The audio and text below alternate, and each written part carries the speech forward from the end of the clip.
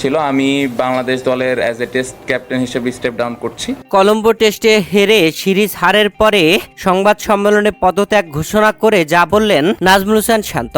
প্রিয় দর্শক, শ্রীলঙ্কার বিপক্ষে 2 ম্যাচের টেস্ট সিরিজ শেষ হলো, যেখানে প্রথম ম্যাচে ড্র করেছিল বাংলাদেশ, তবে শেষ ম্যাচে ইনিংস ব্যবধানে 78 রানে পরাজিত হয়ে সিরিজ হেরে গেছে। আর এই সিরিজ হারের পরে অধিনায়কত্বের দায়িত্ব ছেড়ে দিয়েছেন বাংলাদেশ দলের নাজমুল হোসেন শান্ত। কলম্বো টেস্টের শুরুর আগেই গুঞ্জন ছিল অধিনায়কের দায়িত্ব ছাড়তে পারেন নাজমুল হোসেন শান্ত।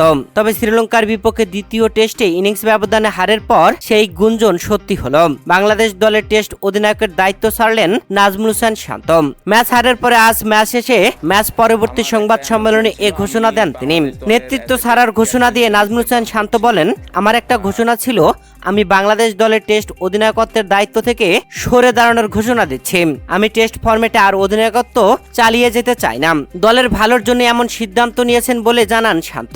তিনি আরো বলেন, আমি একটা জিনিস সবাইকে ক্লিয়ারলি মেসেজটা দিতে চাই যে এটা কোনো পার্সোনালি কিছু না, এটা দলের ভালোর জন্যই এই সিদ্ধান্তটা নেওয়া এবং এটাতে দলের ভালো কিছু হবে বলে আমি মনে করি। আমার ব্যক্তিগত মতামত যে 3 অধিনায়ক একটু ডিফিকাল্ট হতে পারে, পুরোটা দলের ভালোর জন্য আমি এখান থেকে সরে এসেছি।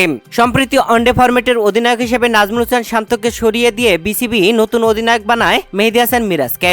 এর আগে শান্তই নিজেই টি-20 অধিনায়কত্ব ছেড়ে দিয়েছিলেন ব্যাটিং এ মনোযোগী হতে। আর সবাই মনে করছেন আমিনুল ইসলাম বুলবুল সভাপতি হওয়ার পরে নাজমুল হোসেন শান্তকে ওয়ানডের অধিনায়কত্ব থেকে সরিয়ে দেওয়ার কারণেই টেস্টের অধিনায়কত্ব থেকে নিজেকেই সরিয়ে নিলেন নাজমুল হোসেন শান্ত।